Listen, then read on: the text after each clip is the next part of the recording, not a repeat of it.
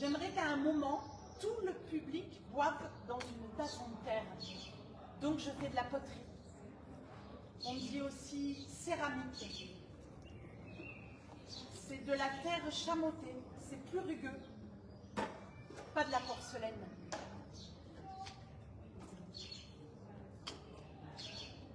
Vous avez déjà bu votre café dans une tasse en terre?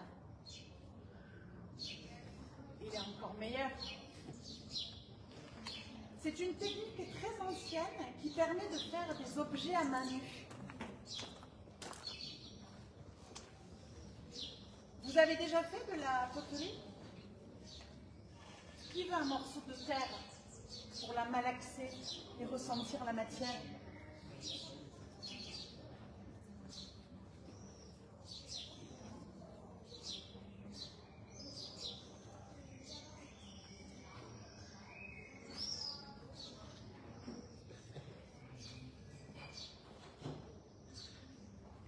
Vous voyez, la terre garde la forme qu'on lui donne. Alors, je ne dirais pas que c'est simple, loin de là, mais c'est la même technique depuis la nuit des temps. Ce n'est pas mon métier, je suis chanteuse lyrique. Mais la poterie, j'ai découvert par des amis il y a une vingtaine d'années. Je commençais ma carrière de chanteuse, un peu comme dans les films. J'étais toujours sur les routes, dans des beaux théâtres rouges, accompagnés par des orchestres. C'était très fort. À l'occasion d'une tournée, quand on m'a amenée à ma loge, c'était la loge de Maria Callas. Vous connaissez Maria Callas? C'est par elle que j'ai découvert le chant en l'entendant dans le Brindisi de la Traviata. Libiamo, libiamo, libiamo, dice che la fiora e la fugge volura se ne ha voluta, godiamo gli fremiti che suscita l'amore e un fiore nasce e più si può godere. Godiamo la tazza. Je l'ai adorée. J'étais dans la même loge qu'elle. Le miroir l'avait reflété et il me reflétait. Alors, quand je rentrais à la maison, il me fallait quelque chose de fort qui me ramène là. Et le frère d'une amie m'a emmenée à son atelier de poterie. C'était la MJC Vieux-Port Corderie à Marseille, au-dessus du port. C'était un peu particulier parce qu'il n'y avait pas de prof. Chacun apportait de quoi manger et aidait les autres. Le dernier à partir fermait la porte. C'était différent, c'était fabuleux aussi. Je ne sais pas si vous savez, mais c'est très technique la poterie. Même sans erreur technique, réussir à faire par exemple 2 tasses identiques, c'est une prouesse. Le principe, c'est qu'il faut chasser tout l'air de la terre. C'est drôle parce que le chant aussi, c'est une histoire d'air. Est-ce qu'on peut dire qu'on chasse l'air en chantant?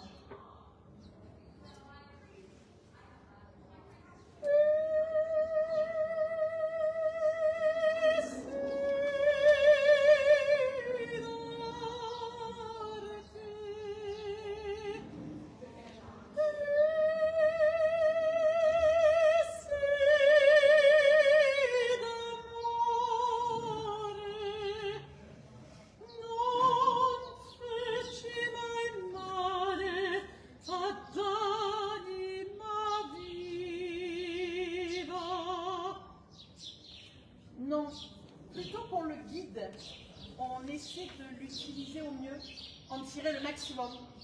Bref, on a chassé l'air de la terre, mais la terre garde la mémoire de ce que vous lui avez fait vivre.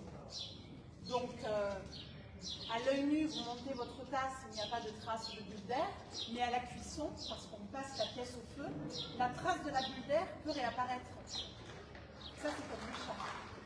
Une mauvaise nuit, un plat trop épicé, vous avez l'impression que vous allez gérer, mais ça réapparaît. Vos cordes vocales tiennent le compte rigoureux de ce que vous leur avez fait vivre. Alors, prends garde à toi. Vous devez travailler avec le vécu de la Terre et le vôtre. Elle ne sera jamais comme neuve. Elle traverse les siècles et les accidents, et c'est ça qui fait la beauté et la particularité de la pièce. Mais par contre, il faut que techniquement ce soit nickel pour qu'elle tienne. Sinon, elle casse. Ça me fait rire parce que c'est les mêmes mots pour la voix parlée, pour la voix chantée, celle qui chante l'opéra. Il y a une sorte de magie. On fait toute une série de rituels, de gestes magiques pour chasser le hasard qui pourrait faire tout rater, la fausse note, la voix qui fatigue. Parce que même si toutes les notes sont faciles à atteindre, on peut rater son interprétation. Déjà, longtemps, j'ai cru que la voix lyrique, c'était la voix que tout le monde avait avant. Avant l'invention des micros, des téléphones, ça se serait perdu. Mais bon, je suis plus si sûre. Faites voir, par exemple, si vous faites des cris de Tarzan.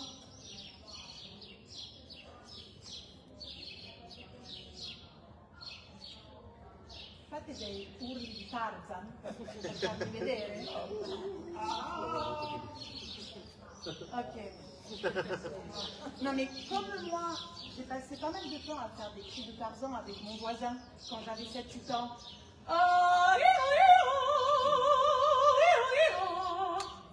J'avais la voix déjà placée, elle était plutôt efficace. Bon, c'est moi qui dis que c'est parce que j'ai fait des cris de Tarzan que j'avais déjà une voix placée. En tout cas, j'ai imaginé que tout le monde avait une voix avant. Dans ma famille italienne, on chante. On chante un repas, une fête, et on chante. C'est drôle ce qu'on emmène avec soi sans y penser. C'est dans les gènes, non? Et puis, c'est vrai que j'aime la musique italienne. Les grands sentiments, les vibratos. Vide il mare quanto è bello, spira tanto sentimento, come tu che tieni in mente, cascetta tu fai suonare. Guarda qua questo giardino, siete sciure arance, nu profumo così fine, dinto cuore se ne va, e tu dici io parto a Dio, da lontano da sto cuore, dalla terra dell'amore, pieno cuore non torna.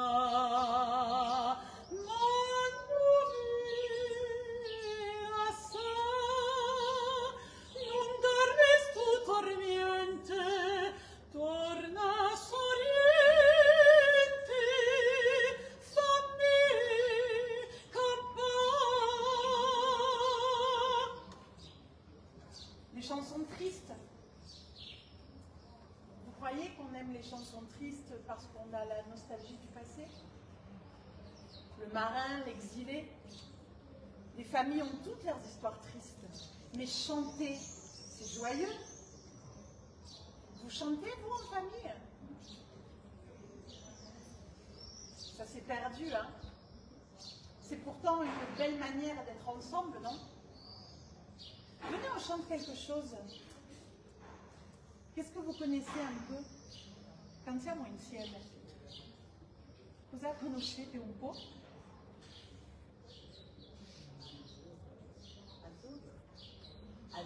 Une chanson italienne ou française? Quello che volete. Italienne, je pensais à Dieu, de Celentano. cominciate. On a fini. Moi, je suis... Allez-y, allez-y, je chante avec vous, allez-y. Commencez.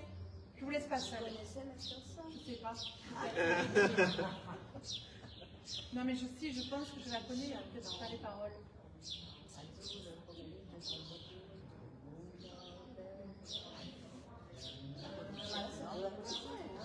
Tutti la conoscono. Alors chantez. Allez, allez-y.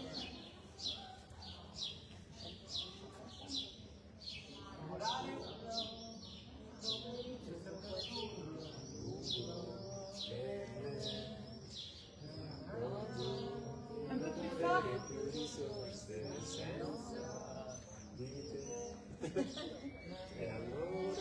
Io quasi quasi prendo il treno, vengo da te. Treno dei desideri, le mie pensieri all'incontrario va. Mais vous voyez, on sait chanter. Ça fait du bien, non? Ça masse.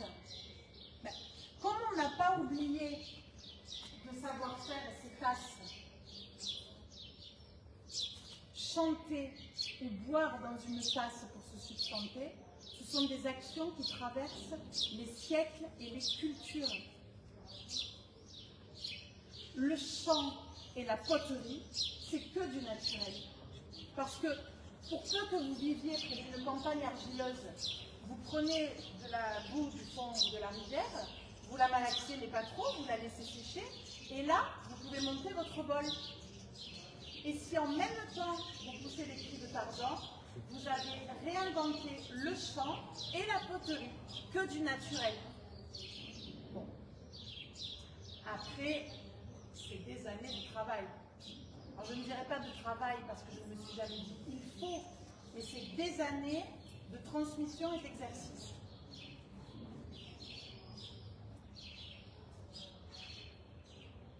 Les livres et les vidéos, c'est bien, mais c'est limité. Parce que dans le chant, comme dans la poterie, il y a une interaction entre la matière et l'action. C'est propre à chacun. Comment vous vous tenez, votre effort musculaire. Pour le chant, tout est à prendre en compte. Le professeur de chant vous aide à vous transformer en instrument de musique, à faire de votre instrument ce que vous souhaitez, mais vous êtes nécessairement unique.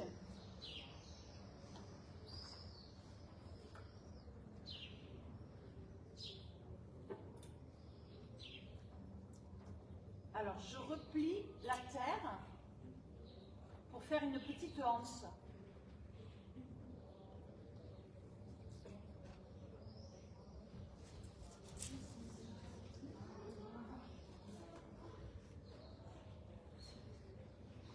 Les cordes vocales sont deux replis de chair dans la gorge. L'air les fait vibrer. Et c'est cette vibration qui fait le son, qui va ensuite se cogner contre les obstacles qu'il rencontre. La chair, les os, les dents. Certains obstacles se mettent à vibrer, d'autres amortissent le son. Donc il faut trouver les parties de votre corps qui sont utiles et éviter les autres. Longtemps, on a cru qu'il fallait être gros pour avoir un gros son. Mais en fait, non.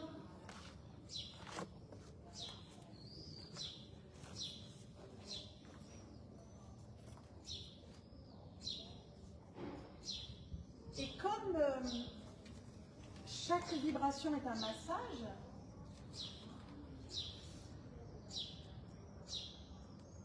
essayez. On va faire.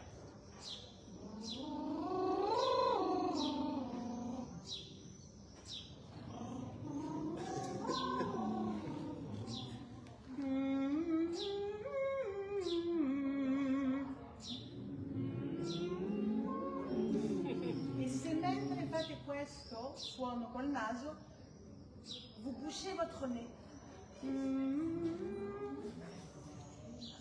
Fate. Et alors, qu'est-ce qui se passe? Il n'y a plus de son.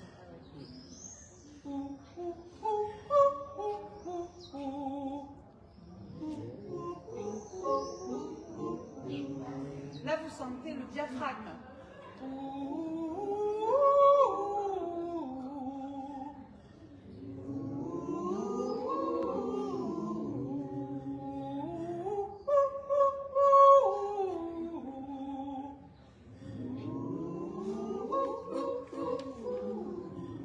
Et puis à moi, ça me plaît comment les mots et les notes se mêlent pour nous faire soupirer, être joyeux, nous retourner comme une crêpe.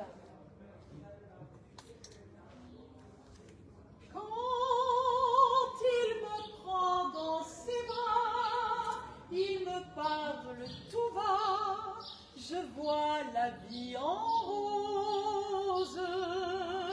Il me dit des mots d'amour, des mots de tous les jours, et ça me fait quelque chose. Il est entré dans mon cœur une part de bonheur dont je connais la cause. C'est moi pour lui, pour moi dans la vie. Il me l'a dit, l'a juré pour la vie. Et dès que je l'aperçois, alors je sens en moi mon cœur qui bat. J'ai l'impression que ce que je n'arrive pas à exprimer avec des mots, une chanson pourra toujours l'exprimer mieux. Et j'ai longtemps entendu ma grand-mère chanter cette chanson avec sa petite voix rieuse pendant qu'elle cuisinait. On connaissait tout par cœur. Alors très vite, pendant les trajets de voiture, je suis devenue le radiocassette. Partir, partir, on a toujours un bateau d'encre, comme la Garonne qui roule et sonne comme un accent. J'aurais voulu être un artiste. Moi, si j'étais un homme, je serais capitaine de bateau vert et blanc. Il venait d'avoir 18 ans. Il était beau comme un enfant, fort comme un homme. C'était l'été, évidemment. Oh, mio bambino caro. La bonne couchait avec le roi de Prusse, avec le roi de Prusse. L'oiseau rebelle. Je chantais de tout pendant des heures. Je chantais tout le temps. Au lycée, pour le spectacle de fin d'année. Je me battais avec mon frère et mes parents travaillaient. J'ai grandi très seule. J'ai rempli le silence en chantant tout le temps. C'est peut-être pour ça que j'ai choisi un métier qu'on fait en compagnie maintenant que j'y pense. En tout cas, j'ai décidé de devenir chanteuse. Mais je n'avais jamais travaillé ma technique et je n'avais jamais fait de solfège. Il faut dire qu'on entre dans le chant comme on entre en religion. On révère les grandes voix. Freni, Cabaye, Cabaivanska, Pavarotti, Domingo, Carreras. Les grandes voix, on ne sait pas d'où elles viennent. Comme tout joue, le moral, la météo, le poids, la taille.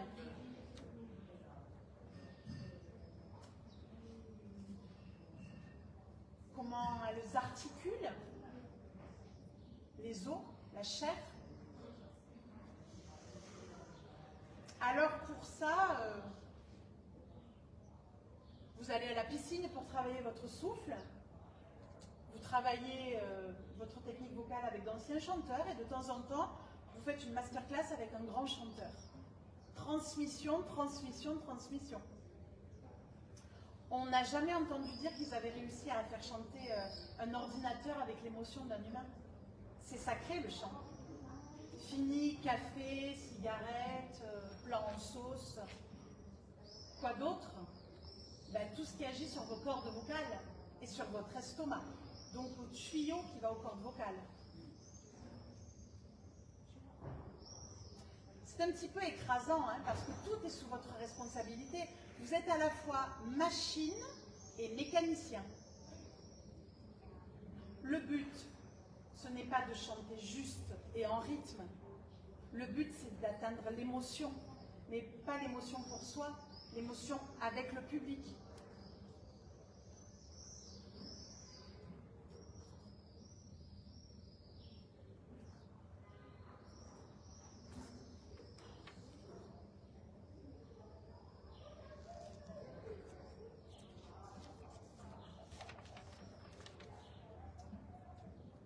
J'ai entendu une fois une psychiatre dire que quand on chante, on est tous orphelins. J'ai pas très bien compris, mais bon. Une fois, j'ai plus pu chanter, c'est quand on a cru que ma mère avait un cancer. Je ne sais pas si le chant est relié à la mère. Peut-être que ça va vous paraître simple, mais je me suis beaucoup entraînée. Des fois, plus ça paraît simple, plus ça demande de l'entraînement. Le saut à la perche, par exemple, évidence.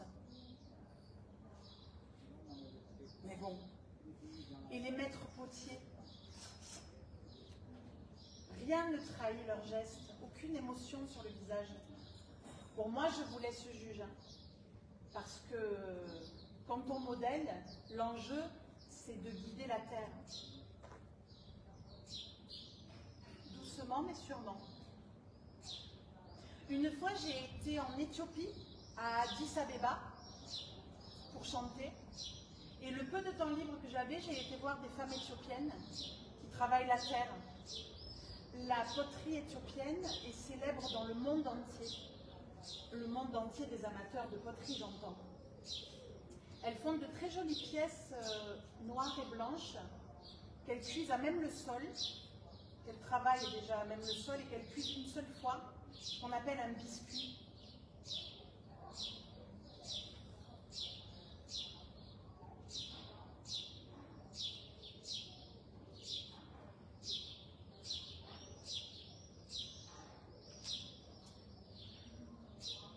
Je mets la pièce à sécher.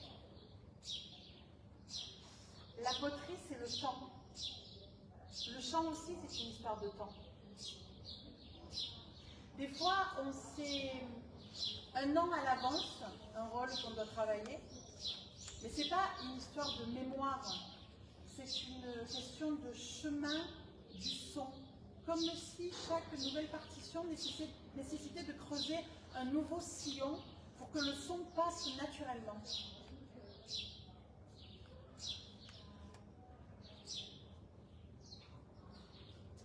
Une fois que la pièce est sèche, on la cuit une première fois.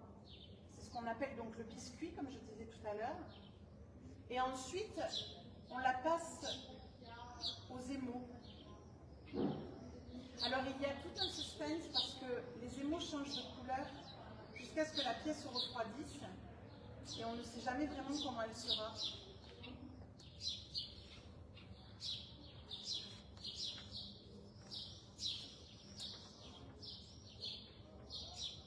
J'ai bon espoir que ma pièce soit réussie. Si vous revenez voir cette médaille, vous pourrez voir cette tasse cuite et émaillée. Mais d'abord, il faut qu'on la remplisse de nos vibrations et qu'on lui chante une chanson. Peut-être Edith Piaf, L'hymne à l'amour. Vous connaissez? Non? Edith Piaf? Carmen? No, dobbiamo trovare una canzone. La viande rose. La vie en rose, ben voilà, la vie en rose. Celle que vous avez Très bien, chanté. on y va ensemble.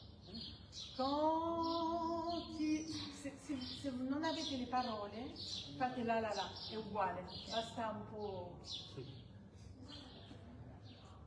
di projezione. Quand il me prend dans ses bras, il me parle tout bas, la la la la la la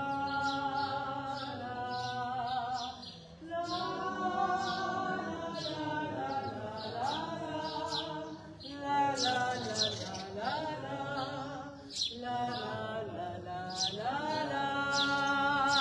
la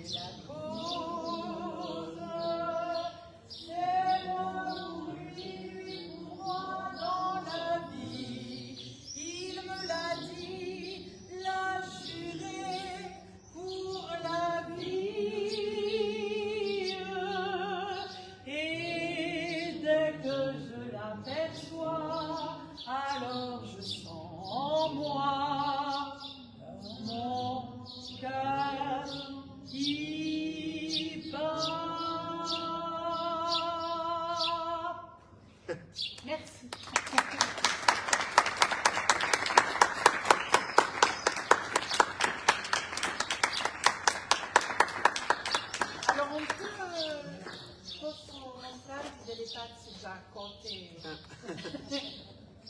Che sono qua.